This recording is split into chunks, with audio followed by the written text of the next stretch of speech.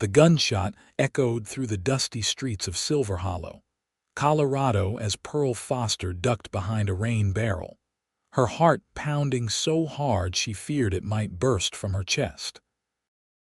The year was 1875, and she just witnessed her sister Eliza shoot a man dead, not just any man, but Samuel Wilkes, the territorial judge's nephew who'd forced himself upon her sister months ago, leaving her with child and nowhere to turn. Eliza. Pearl hissed, reaching for her trembling sister who stood frozen, the pistol still smoking in her hand. "We have to go. Now." Eliza's eyes were vacant, her hand caressing the small swell of her belly beneath her dress. At 22, Pearl was 2 years older than her sister and had promised their dying mother she'd always protect her. That promise had never weighed heavier than it did now. "He was going to tell everyone," Eliza whispered, her voice barely audible above the distant shouts of men gathering at the saloon. "Said he'd make sure they knew I was carrying a bastard. Said they'd hang me for lying about him." Pearl grabbed her sister's shoulders. "Listen to me. Judge Wilkes will have us both swinging from a rope by sunrise if we don't leave. I've got $50 saved. It's enough to get us somewhere new, somewhere safe." Eliza finally focused on Pearl's face, understanding dawning in her tear-filled eyes. "What about everything we built here?" Pearl thought of their small millinery shop, the modest life they'd carved out after their parents died of consumption 3 years earlier. "It doesn't matter anymore. Your life, both your lives," she gestured to Eliza's belly, "matter more." They moved through the growing darkness, Pearl guiding her sister behind homes and businesses, until they reached their small house on the edge of town. They packed frantically clothes, food, their mother's silver hairbrush, the family Bible, and the money Pearl had stitched into the lining of her winter coat. The sound of horses and angry voices grew closer as they slipped out the back door. Pearl led them toward the stable where they kept the one luxury. They owned a small mare named Penny that pulled their delivery cart for the shop. "She can't carry us both far," Pearl whispered as she hurriedly hitched the horse to the cart. "I can walk alongside," Eliza began. "You most certainly will not," Pearl interrupted, helping her sister onto the seat. "We'll manage until we reach the next town." They had just cleared the edge of Silver Hollow when torches appeared behind them, the angry shouts of men carrying through the night air. Pearl urged Penny faster, but the small mare was already straining under the weight. For 3 days, they traveled mostly at night, resting in secluded groves during daylight hours. Eliza grew weaker, the stress of their flight taking a toll on her pregnant body. Pearl rationed their food and water, but knew they wouldn't last much longer. Penny was exhausting, and the small cart had broken a wheel that morning, forcing them to abandon it. Now they took turns riding the mare, walking alongside when their legs could manage it. "We're going to die out here," Eliza said softly as they rested beneath a cottonwood tree on the 4th day. Her face was pale, dark circles shadowing her once bright eyes. "Don't talk like that," Pearl scolded, though fear gnawed at her own heart.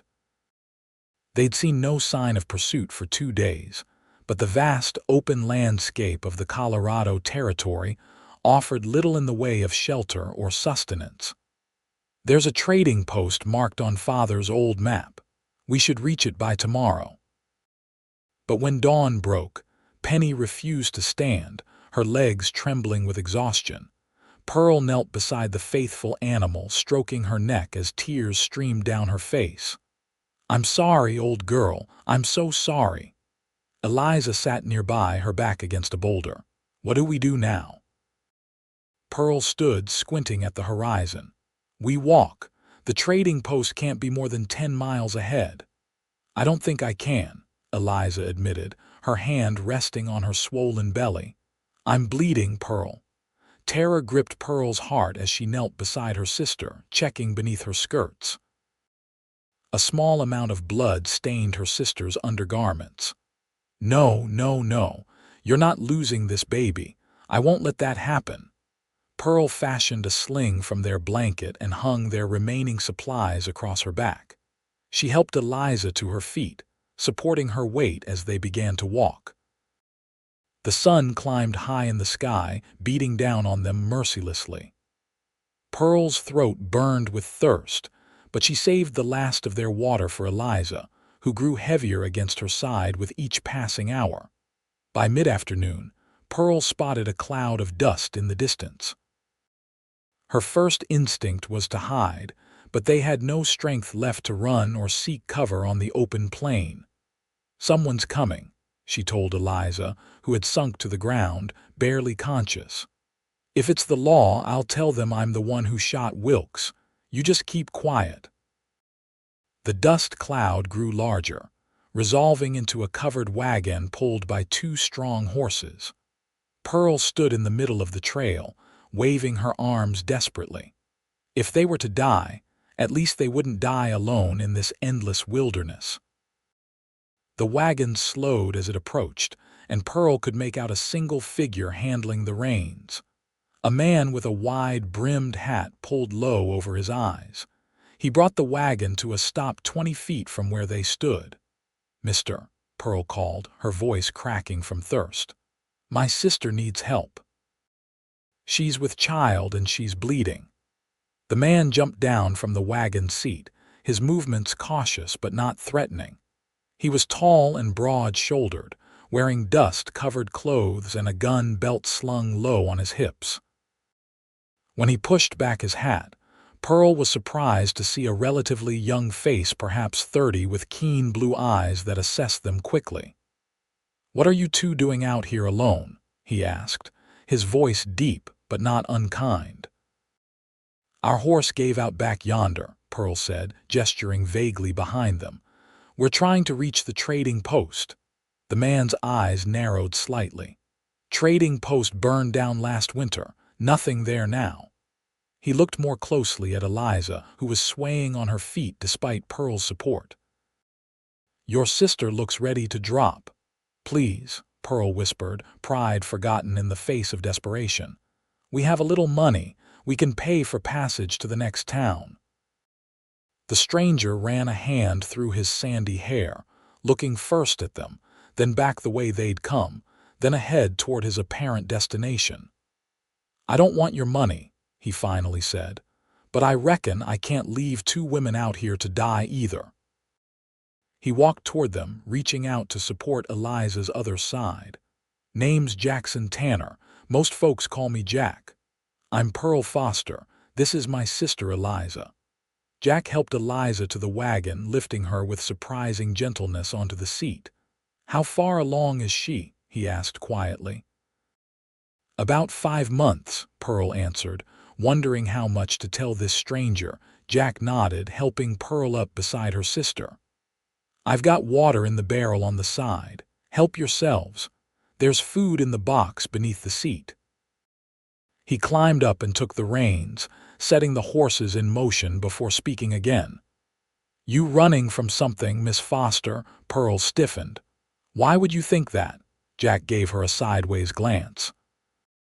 Two women alone in the middle of nowhere, one pregnant and in distress, no proper provisions for the journey.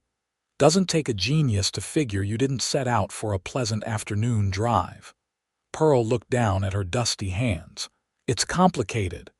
"Usually is," Jack replied. "I don't need your story right now. Your sister needs rest and care. I'm headed to my ranch about 20 miles from here. You're welcome to stay until she's fit to travel again." Pearl eyed him warily. "Why would you help strangers?" Jack's jaw tightened. "Let's just say I've seen what happens to women left vulnerable in this territory. Not a pretty sight." He was quiet for a moment before adding, "Besides, my mother would haunt me till my dying day if I left you out there." As they traveled, Eliza drank deeply from the water barrel and ate a little jerky before falling into an exhausted sleep against Pearl's shoulder. Pearl remained alert, studying their rescuer, from beneath lowered lashes. Jackson Tanner was handsome in a rugged way, with sun-browned skin and lines at the corners of his eyes that suggested he smiled often, though he wasn't smiling now. His hands were calloused but sure on the reins, and he handled the team with quiet competence. His clothes were worn but clean, and the gun at his hip looked well maintained. "How much farther?" Pearl asked after they'd traveled for several hours. "We'll reach my place by sundown," Jack replied. "It's nothing fancy, just a small ranch house and some outbuildings. I run cattle, mostly." "It's quiet, isolated," he glanced at her. "Safe." Pearl caught his meaning. "Thank you, Mr. Tanner, Jack," he corrected. "Mr. Tanner was my father." As promised, they arrived at a modest ranch as the sun was setting. A small but sturdy house sat nestled against a backdrop of pine-covered hills, with a barn and corral nearby. A creek wound its way past the house, reflecting the golden light of sunset. Jack helped Eliza down from the wagon, practically carrying her toward the house. "The bedroom's through there," he said, nodding toward a door off the main room. "It's simple, but the bed's clean." Pearl helped Eliza into the room, where a large bed with a patchwork quilt dominated the space. "This is your bedroom," she said, turning to Jack with a frown. "We can't take your bed." "You aren't taking anything I'm not freely giving," Jack replied. "I'll bunk in the barn. Been doing it for years when the weather's warm." Pearl helped Eliza out of her dusty clothes and into the bed. Her sister's face was flushed, and when Pearl touched her forehead, she felt unnaturally warm. "She's fevered," Pearl said, turning to find Jack standing in the doorway with a basin of water and some clean cloths. "Figured as much," he said, setting the basin on a small table. "I'll ride for the doctor in the morning. Town's a half-day's journey." Pearl soaked a cloth and placed it on Eliza's forehead. "I don't know how to thank you," Jack shrugged. "Don't thank me yet. We need to get that fever down and stop whatever bleeding she's having." He hesitated. "I don't mean to pry, but is the father in the picture?" Pearl's expression hardened. "No, and he never will be." Jack nodded slowly. "I see. Well, there's food in the pantry. Help yourself. I'll tend to the horses and be back to check on you both later." After he left, Pearl sank onto the edge of the bed, finally allowing herself to feel the bone-deep exhaustion that had been building for days. Eliza stirred slightly. "Where are we?" she whispered. "Somewhere safe," Pearl answered, smoothing her sister's hair. "A man named Jack Tanner found us. He's bringing a doctor tomorrow." Eliza's eyes fluttered. "They'll find us, Pearl. The judge will never stop looking." Pearl squeezed her hand. Don't worry about that now. Just rest and get well. I'm not going to let anything happen to you or your baby." When Eliza drifted back to sleep, Pearl explored the house cautiously. It was larger than it had appeared from outside, with the bedroom, a spacious main room that served as both kitchen and living area, and a small study filled with books. Everything was neat but masculine, with simple, sturdy furniture and few decorative touches. On the mantel above the stone fireplace sat several framed photographs. Pearl picked one up, studying the image of a younger Jack standing beside an older couple, presumably his parents. Another showed Jack with a younger man who bore a strong family resemblance. "My brother Thomas." Pearl started at Jack's voice, nearly dropping the frame. She hadn't heard him enter. "I'm sorry," she said, carefully replacing the photograph. "I didn't mean to pry." "It's all right," Jack said, hanging his hat on a peg by the door. "Not much to hide in those old pictures." "Is your brother nearby?" Pearl asked, hoping there might be another ally in their precarious situation. A shadow passed over Jack's face. "No, he died in '68. Took a bullet meant for me in a saloon brawl in Pueblo." "I'm sorry," Pearl said softly. Jack nodded, then cleared his throat. "How's your sister? Still fevered?" sleeping now. Jack moved to a cupboard, taking down a bottle and 2 glasses. He poured a small amount of amber liquid into each and offered one to Pearl. "It might help settle your nerves." Pearl accepted the glass but didn't drink immediately. "Mr. Tanner, Jack, I need to know something." "What's that?" "Are you a man of your word?" Jack studied her for a long moment. "I like to think so. If I tell you why we were out there, why we're running, can I trust you not to turn us in?" Jack took a slow sip of his whiskey. "Miss Foster, I've lived out here long enough to know that the law isn't always just, especially for women. Whatever you're running from, I won't be the one to send you back to it." Pearl took a deep breath and told him everything: Samuel Wilkes's attack on Eliza, the threats, the shooting, their desperate flight. Jack listened without interruption, his expression growing darker with each revelation. "Judge Wilkes has a reputation all through this territory," Jack said when she'd finished. "His nephew was cut from the same cloth. Not the first girl he's forced, from what I've heard, just the first one who stood up to him." "Then you understand why we can't go back?" Jack nodded. "I do. And you won't have to, not while you're under my protection." He set down his glass. "This wagon, this ranch, they're yours to use as long as you need. That's my word, Miss Foster." Pearl felt tears threatening for the first time in days. "Why would you do this for us?" "Because it's right," Jack said simply. "And because 7 years ago my sister found herself in a similar situation. Nobody helped her." His voice grew rough. "She didn't survive it."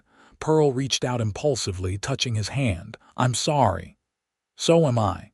Jack cleared his throat. "Now, you should eat something and get some rest.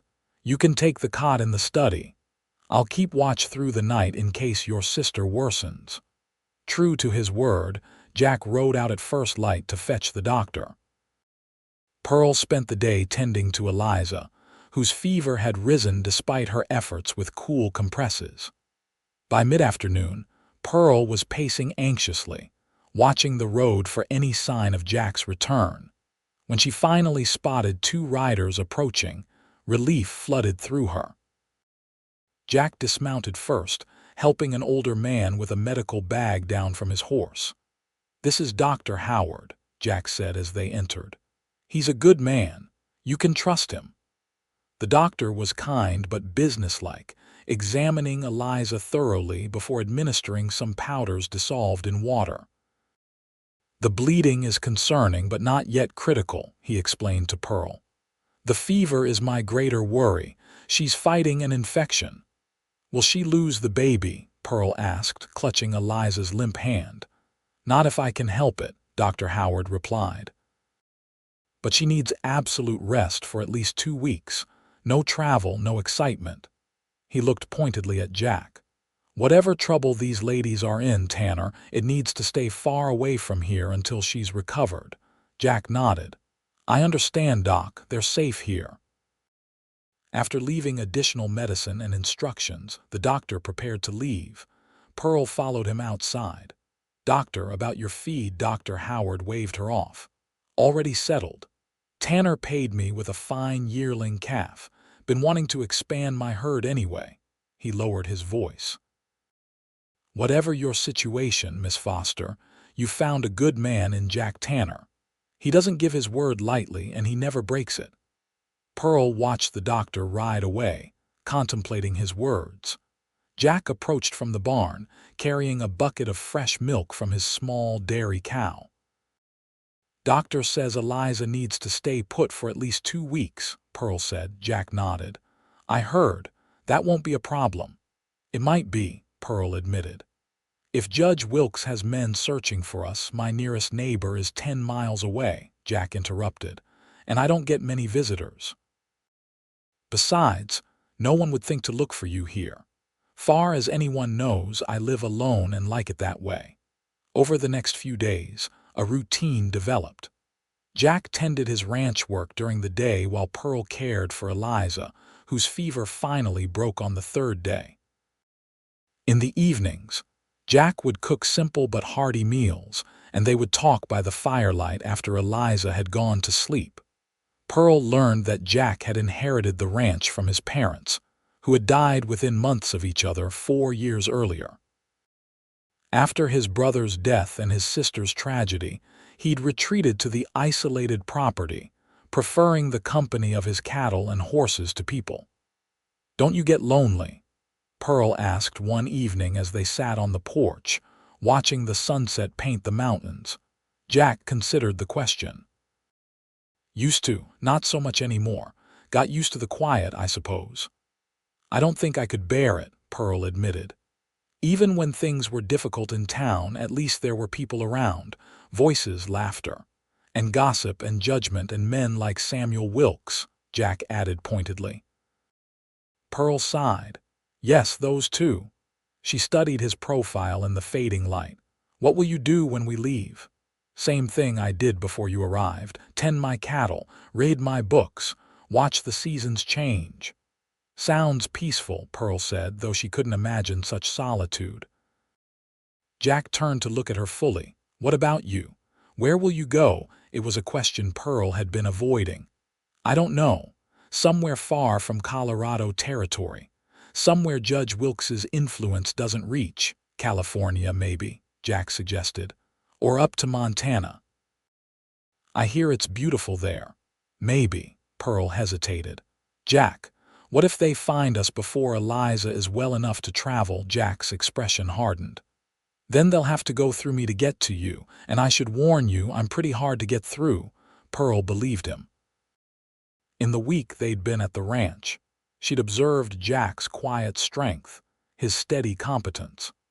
He wasn't a boastful man, but there was something in his demeanor that suggested he could handle himself in a fight if necessary. By the 10th day, Eliza was strong enough to sit on the porch for short periods, her color returning as the baby continued to grow within her. Pearl watched her sister carefully, noticing how her hand constantly rested on her swollen belly, as if reassuring herself that her child was still safe. "He's a good man," Eliza said quietly one afternoon as they watched Jack mend a fence in the distant corral. "Yes, he is," Pearl agreed. "I've seen how you look at him," Eliza continued, "and how he looks at you when he thinks no one's watching." Pearl felt heat rise to her cheeks. "Don't be ridiculous, he's just helping us because he's kind." Eliza smiled faintly. "If you say so." Her expression grew serious.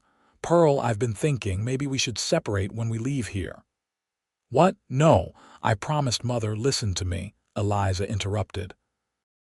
"They're looking for 2 women, one of them pregnant. If we go different ways, at least one of us has a better chance of escaping." "I'm not leaving you," Pearl said firmly. "Especially not now. You heard the doctor, you need rest, care. Where would you go? How would you manage alone?" "I could go to San Francisco," Eliza suggested. "No one knows me there. I could say I'm a widow." Pearl shook her head adamantly. "We stay together. I'm not negotiating on this, Eliza." Their conversation was interrupted by the sound of approaching horses. Jack dropped his tools and rushed toward the house, his hand on his gun. "Get inside," he ordered, his voice tense. "Stay in the bedroom. No matter what you hear, don't come out until I call for you." Pearl helped Eliza inside, her heart pounding as she heard the riders enter the yard. Through the bedroom window she could see 3 men dismounting, all wearing badges. Her blood ran cold. They'd been found. "Afternoon, gentlemen," she heard Jack say, his voice carrying through the open window. "Something I can help you with. Name's Marshal Dawson," the lead rider announced. "These are my deputies. We're looking for 2 women who fled Silver Hollow about 2 weeks back. One's in a family way. They're wanted for murder." "Murder?" Jack repeated, sounding surprised. "Haven't seen any women around here. Been alone on this ranch for years." The marshal's voice hardened. "Mind if we take a look around? Got information they might have headed this direction." "Actually, I do mind," Jack replied evenly. "You got a warrant for my property, Marshal. Don't need one when I'm pursuing fugitives."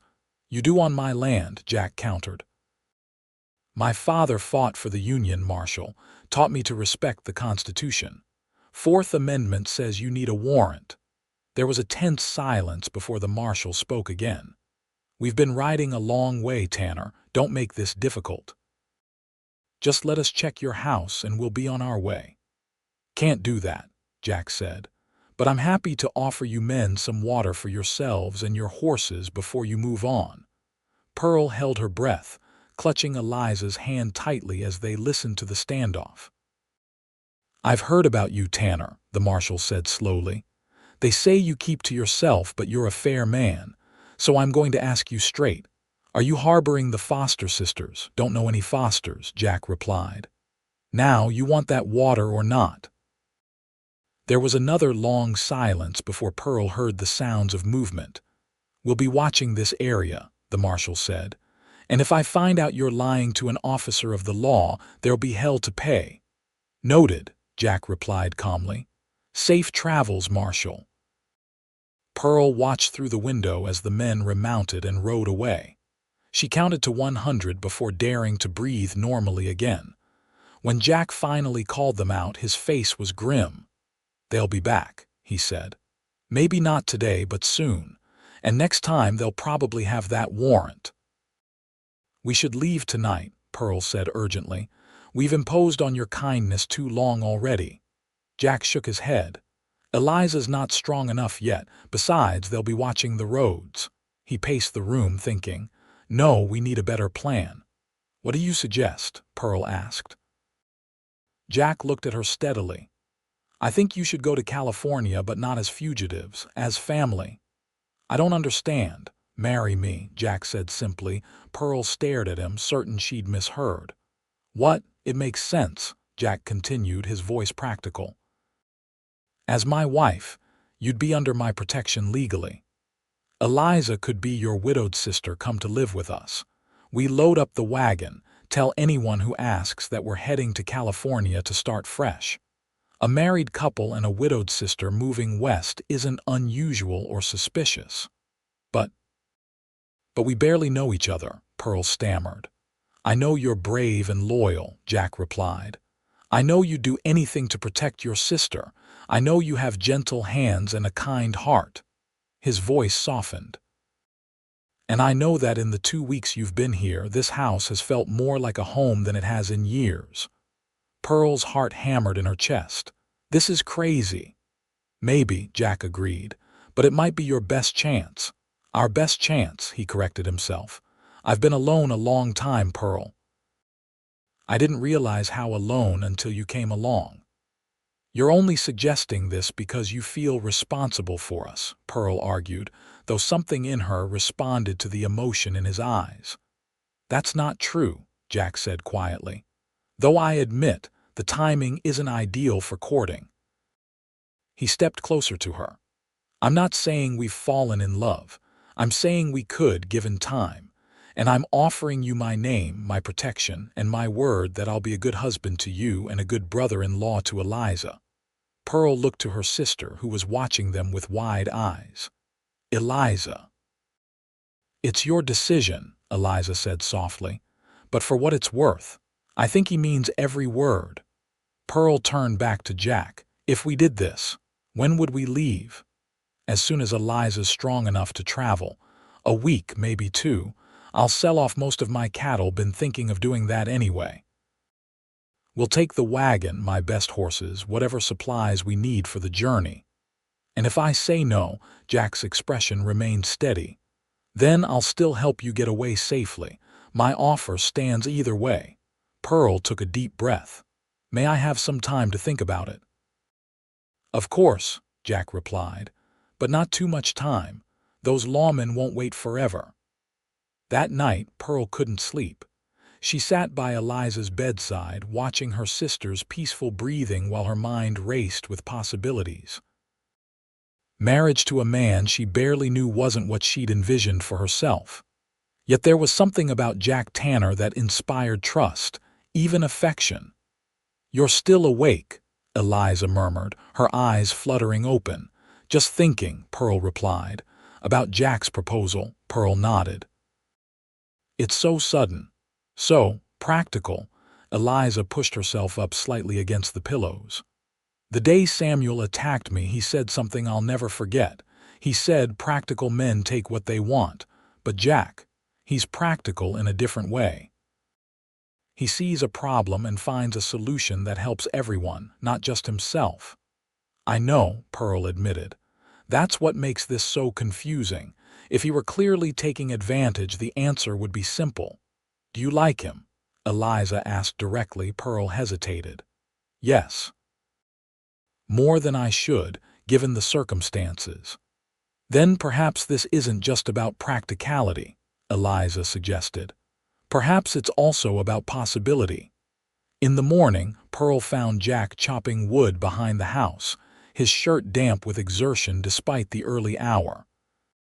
He paused when he saw her, leaning on the axe as he waited for her to speak. If I agree to your proposal, Pearl began carefully, I need to know something first. Anything, Jack replied. Why California? Why not just stay here? Jack set the axe aside, wiping his brow with a kerchief. 2 reasons. First, Judge Wilkes has too much power in this territory. Even if we manage to avoid these lawmen, he'd send others. He's not a man who forgets a grudge. And the second reason, Jack's eyes met hers. I've been thinking about leaving for a while now. Too many ghosts here. My parents, my brother, my sister. Their memories are in every corner of this place. He gestured toward the mountains. California's a fresh start. New land, new opportunities. Would you have gone if we hadn't arrived? Pearl asked. Eventually, maybe. You two gave me the push I needed. Jack stepped closer to her. Pearl, I'm not proposing out of pity or obligation. I'm proposing because in 2 weeks you've brought something back to life in me that I thought was long dead. Pearl's chest tightened with emotion. And what's that? Hope, he said simply. Hope for a future that's more than just surviving alone. Pearl thought of their evenings by the fire, the easy conversations, the way Jack's rare smile transformed his face. She thought of his gentleness with Eliza, his unwavering support, his willingness to stand against armed lawmen to protect them. Yes, she said finally, I'll marry you. Relief and something warmer spread across Jack's features. You won't regret it, Pearl, I promise you that. I'm going to hold you to that promise, Jackson Tanner, she replied, a small smile forming despite her nerves. Jack reached out slowly, as if giving her time to pull away, and took her hand in his. His palm was rough with calluses, but his touch was gentle. We'll be married tomorrow. I'll ride for the preacher today. Pearl's eyes widened. So soon? We can't risk waiting, Jack explained. Those lawmen could return any day. Once we're legally married, it'll be harder for them to separate us. The following day passed in a blur of preparation. Jack returned with not only the preacher, but also his wife, who brought a simple cake and insisted on helping Pearl make herself presentable for the ceremony. Eliza, feeling stronger, arranged wildflowers in jars around the house and helped Pearl pin up her hair. You look beautiful, Eliza said, adjusting the blue ribbon she'd found to adorn Pearl's best dress, the one she'd hastily packed during their flight from Silver Hollow. I feel strange, Pearl admitted. Getting married like this, so quickly. Many marriages start with less, Eliza reminded her. At least you respect each other. That's a foundation you can build on. The ceremony itself was brief but proper, with Eliza and the preacher's wife as witnesses. Jack had shaved and wore a clean shirt with his best trousers. When he took Pearl's hands in his and promised to protect and cherish her for all his days, his voice was steady and sincere. I, Pearl Foster, take you, Jackson Tanner, to be my lawfully wedded husband, Pearl recited, surprised by the emotion welling in her throat. To have and to hold from this day forward, for better, for worse, for richer, for poorer, in sickness and in health, until death do us part. When the preacher pronounced them man and wife, Jack hesitated only briefly before leaning down to place a gentle kiss on Pearl's lips. It was quick, respectful, but Pearl felt a surprising warmth spread through her at the contact. After the preacher and his wife departed with promises of discretion, the three of them shared the cake around the kitchen table, an oddly festive moment in the midst of their precarious situation. "Mrs. Tanner," Jack said, testing the sound of it, "has a nice ring to it." Pearl felt herself blushing. "It will take some getting used to." That night, despite being legally married, Jack insisted on sleeping in the barn to give Pearl time to adjust to their new arrangement. "We did this out of necessity," he said quietly as he prepared to leave the house. "I won't rush you into anything more until you're ready." His consideration only made Pearl respect him more. As she lay in bed that night alone in the small study, while Eliza continued to occupy the main bedroom, Pearl wondered at the strange turn her life had taken. A month ago, she had been a respectable milliner in Silver Hollow with a small business and modest plans for the future. Now she was a married woman, soon to be fleeing across the country with a husband she barely knew. And yet, there was a curious rightness to it all, as if the path she'd been following before had been too narrow, too predictable. Jack Tanner had burst into her life like a sudden storm, washing away the careful boundaries she'd built around herself and her sister. Over the next week, they prepared for their journey. Jack sold most of his cattle to neighboring ranchers, keeping only his best breeding pair to start a new herd in California. He reinforced the wagon, stocking it with supplies and securing a canvas cover to protect them from the elements. Pearl and Eliza sewed new clothes for the journey and preserved what food they could. Each evening, the three of them would study maps spread across the kitchen table, planning their route west. "We'll avoid the main trails when possible," Jack explained, tracing a line with his finger. "Take the southern route through New Mexico territory and Arizona. It's hotter but less traveled, which means less chance of running into lawmen looking for you." "How long will it take to reach California?" Eliza asked, her hand resting on her growing belly. She was nearly 6 months along now, her pregnancy clearly visible. 3 months, give or take," Jack replied. "If we push hard and have good weather, maybe a bit less. We'll need to find a place to settle before that little one decides to make an appearance." Pearl studied Jack's face as he spoke, noting the way his eyes crinkled at the corners when he mentioned the baby. "You seem excited about becoming an uncle," she observed. Jack looked up, surprised. "I suppose I am. Never thought I'd have family again." The simplicity of his statement tugged at Pearl's heart. "Well, you do now," she said softly, "for better or worse."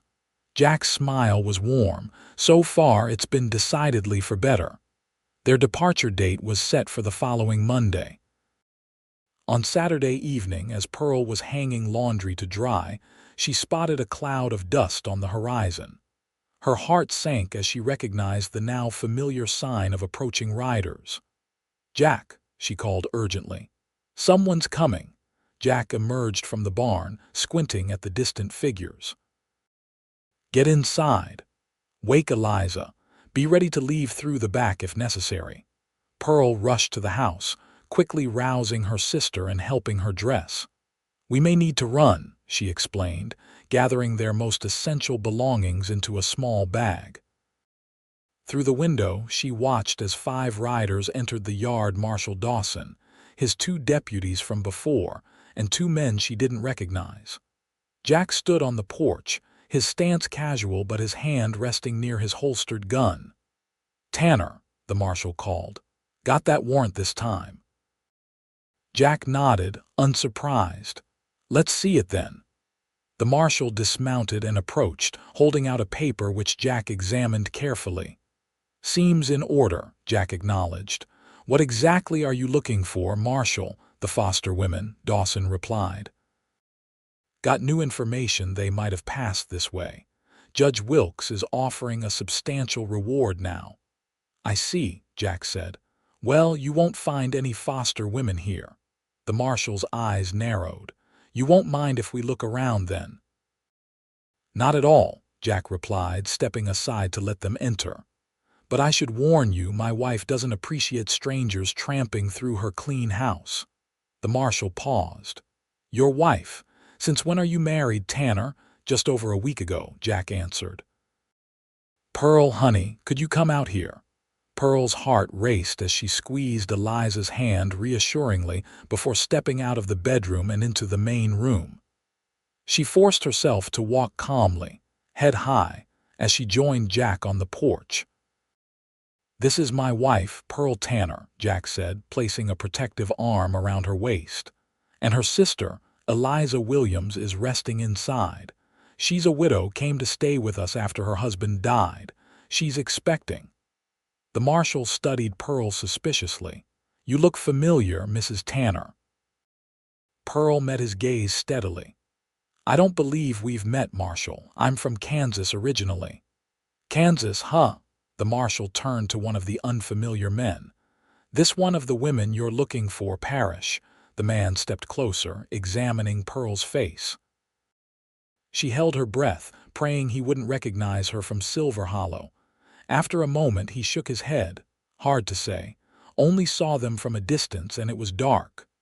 "Mind if we speak to the sister?" the marshal asked. "She's resting," Pearl replied quickly. "Doctor's orders." The journey here was difficult for her in her condition. Jack's arm tightened around her waist. "You're welcome to look through the house, Marshal, as your warrant allows. But I'd appreciate if you'd keep your voices down near the bedroom. My sister-in-law needs her rest."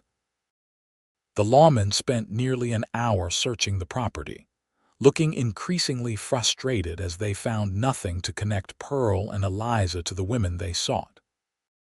Jack had been clever. He'd already packed away any belongings that might have identified them as the foster sisters from Silver Hollow, and had buried their old clothing behind the barn. When they finally prepared to leave, the marshal lingered, still suspicious. "You said you just got married, Tanner." "That's right," Jack confirmed. "Got any proof of that?" Jack reached into his pocket and pulled out a folded document, their marriage certificate signed by the preacher. "Will this do?" The marshal examined it, frowning. "Convenient timing." "God works in mysterious ways, Marshal," Jack replied evenly. "Now, unless there's anything else, my wife and I have preparations to make. We're heading to California next week." "California?" The marshal's eyebrows rose. "Another convenient development. Been planning it for months," Jack said. "Selling the ranch to the Peterson family from over Greeley Way. Papers are already signed." He nodded toward the barn. "Been reducing my herd since spring. Ask around, everyone knows I've been looking to move west." This was partially true. Jack had indeed been considering a move, though he hadn't taken any concrete steps until Pearl and Eliza arrived. But the marshal couldn't know that. After the lawmen finally rode away, the three of them gathered in the kitchen, the tension palpable. "They're not convinced," Pearl said worriedly. "They'll be watching us." "Then we leave tonight," Jack decided. "The wagon's nearly ready anyway. We'll travel under cover of darkness, at least for the first few days." By midnight, they were on the road, the wagon loaded with their belongings and supplies. Jack drove the team while Pearl and Eliza huddled together beneath blankets in the wagon bed. The moon was a thin crescent, providing just enough light to see the trail but not enough to make them easily visible from a distance. "You think they're following us?" Eliza whispered. Pearl peered through the canvas opening at the back of the wagon. "I don't see anyone." Jack's voice came from the driver's seat. "Even if they are, we have the law on our side now, at least partially. Pearl is legally my wife. They'd have to prove she's Pearl Foster to take her, and they have no proof of that." "But Eliza is still in danger," Pearl pointed out. "Not if we can reach California before anyone realizes the connection." Jack replied. 3 months is a long time for a manhunt to continue, especially across multiple territories. They traveled through the night and well into the next day, stopping only briefly to rest the horses and take care of necessary business.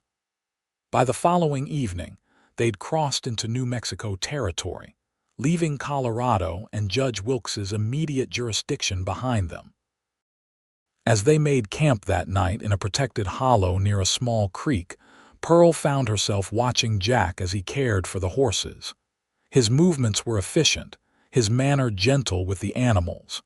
When he noticed her gaze, he offered a tired smile. "You should get some rest," he said. "I'll take first watch." "You haven't slept at all," Pearl protested. "I'm used to long nights during calving season," Jack replied. "I'll wake you in a few hours." Pearl hesitated, then said, "Thank you, Jack, for everything you've done for us." Jack's expression softened. "You don't need to thank me, Pearl. You're my wife now." He said the word with a curious mix of pride and wonder, as if still getting used to the idea himself. "In name only," Pearl reminded him gently. "For now," Jack agreed. "But I meant what I said in those vows, Pearl. I'll be a good husband to you if you'll let me." Pearl felt a flutter in her chest that had nothing to do with fear. "I believe you will," she said softly, before turning to join Eliza in the wagon. The journey west proved more arduous than Pearl had anticipated. The terrain grew increasingly harsh as they moved through New Mexico territory, with scorching days and cool nights. Water became precious, and they rationed it carefully between themselves and the horses. Eliza's pregnancy progressed, her belly growing rounder as the baby within her flourished despite the challenging conditions. To Pearl's relief, her sister seemed to gain strength rather than lose it as they traveled, her color improving and her spirits lifting the farther they got from Colorado. As for Pearl and Jack, their relationship evolved with each passing day. At first, they maintained a respectful distance, Jack still sleeping outside the wagon while Pearl and Eliza shared the interior space. But as weeks passed, a quiet intimacy developed between them. It was in the small things, the way Jack would help Pearl down from the wagon, his hands lingering at her waist, the way Pearl would brush dirt from his shoulder after he'd been working with the horses, the shared smiles over evening meals around the campfire. 1 month into their journey, as they camped near a small settlement in Arizona territory, Jack returned from trading with local farmers, a mysterious smile playing at his lips. "I have something for you," he told Pearl, reaching into his saddlebag. "What is it?" she asked, curious. Jack pulled out a small bundle wrapped in cloth. "Open it and see."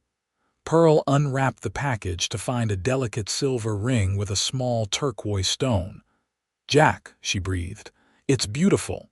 Traded one of my spare knives for it," he explained. "Figure a proper wife should have a proper ring." Pearl stared at the ring, then at Jack. "You didn't have to do this." "Wanted to," he replied. "May I?" He held out his hand, and when Pearl nodded, he took the ring and slipped it onto her finger. It fit perfectly. "Thank you," Pearl whispered, touched by the gesture. Jack's eyes met hers, and for a moment, Pearl thought he might kiss her, really kiss her, not the brief, chaste touch from their wedding ceremony. But Eliza called from the wagon then, needing help with something, and the moment passed. That night, as they prepared for sleep, Pearl made a decision.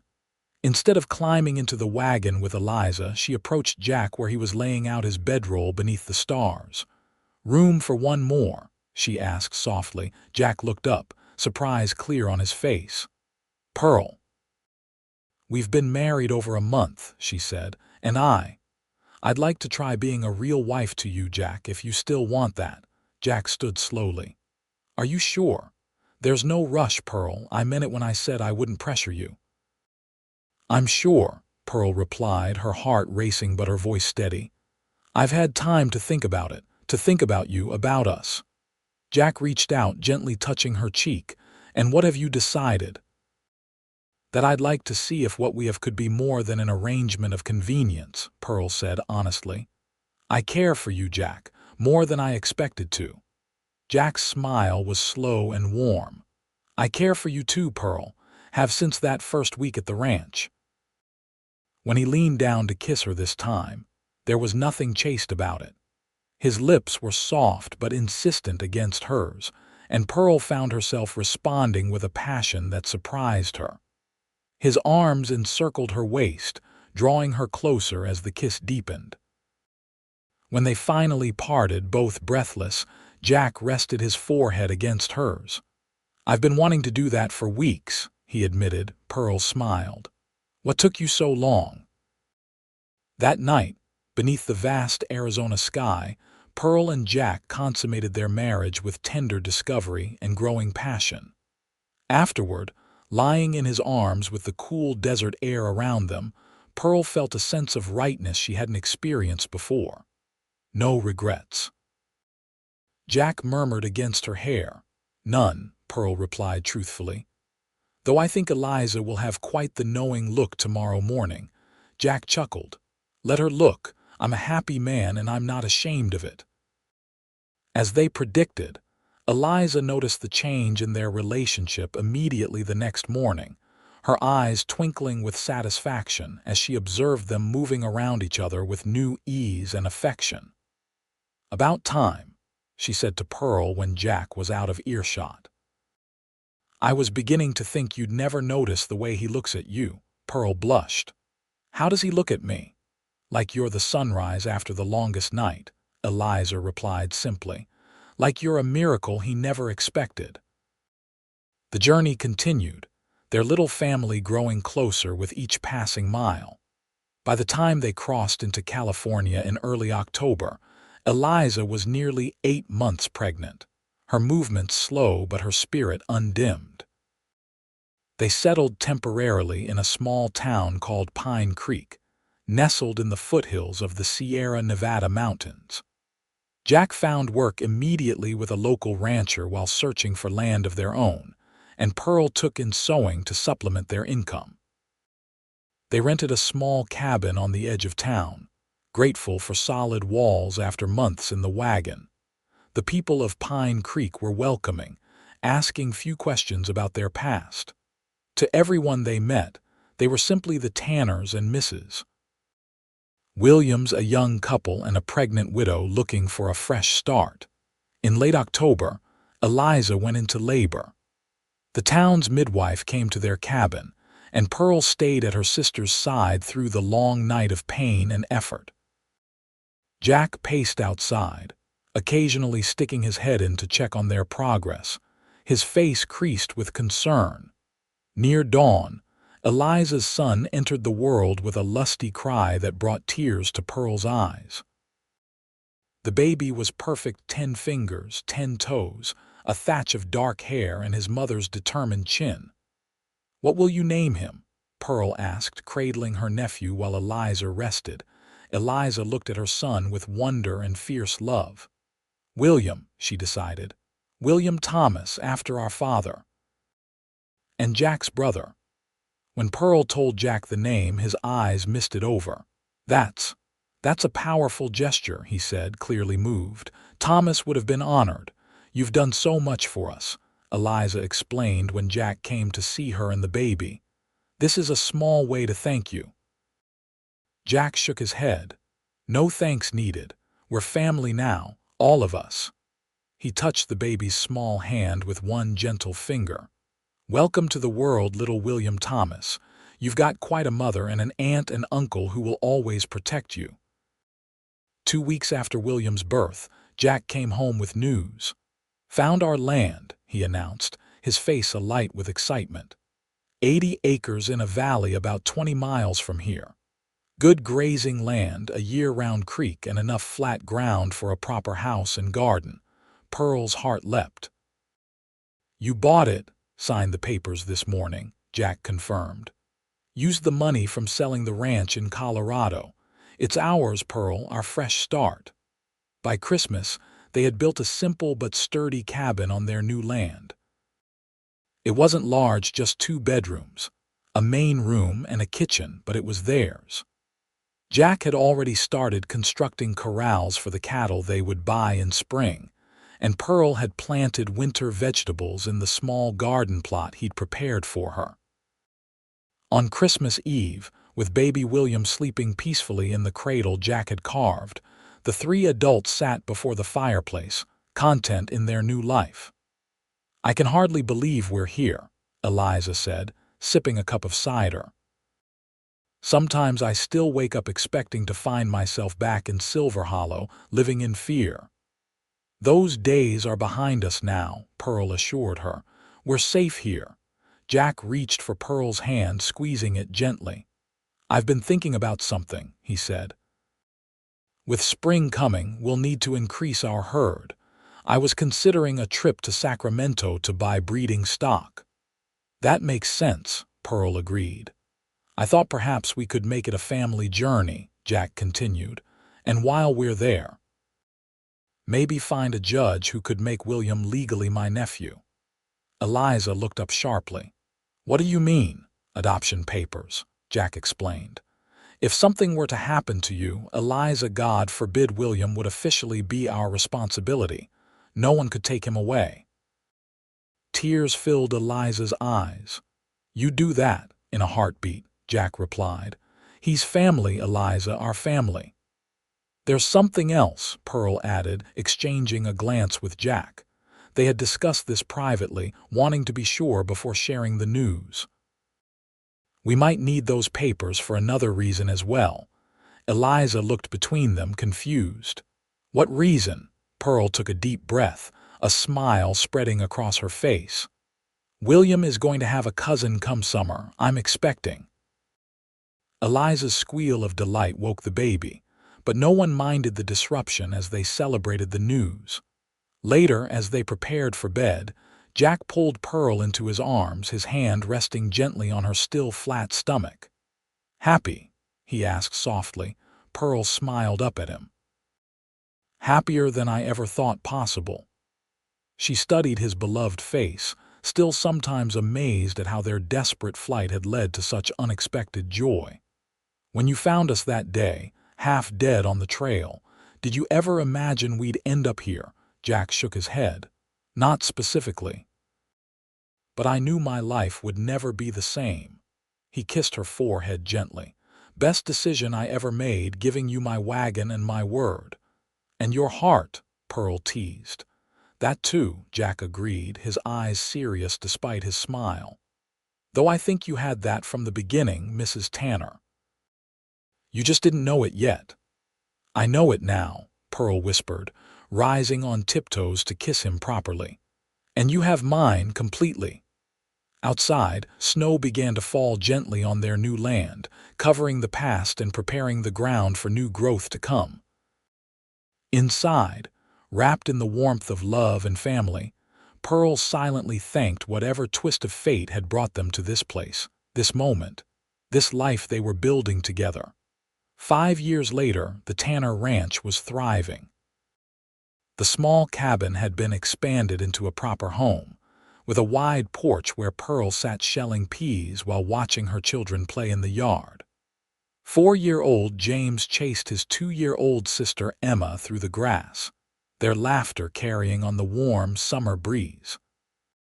Nearby, 7-year-old William helped Jack and Eliza mend a fence, his small hands eager to assist in grown-up work. He'd grown into a handsome, serious boy with his mother's thoughtful nature and a protective streak toward his younger cousins. Eliza had flourished in California, eventually opening a small school in the growing community that had sprung up around their valley. She never remarried, devoting herself to William and her teaching, though Pearl sometimes caught her sister exchanging meaningful glances with the widowed blacksmith who had settled nearby the previous year. As for Pearl and Jack, their marriage had deepened with each passing season, their initial arrangement of convenience blossoming into a love so rich and full that Pearl sometimes marveled at their good fortune. Jack had proven himself to be everything he'd promised a devoted husband, a loving father, and a man of his word in all things. "Penny for your thoughts," Jack said, joining her on the porch after finishing the fence repairs. Pearl smiled up at him. "Just counting my blessings."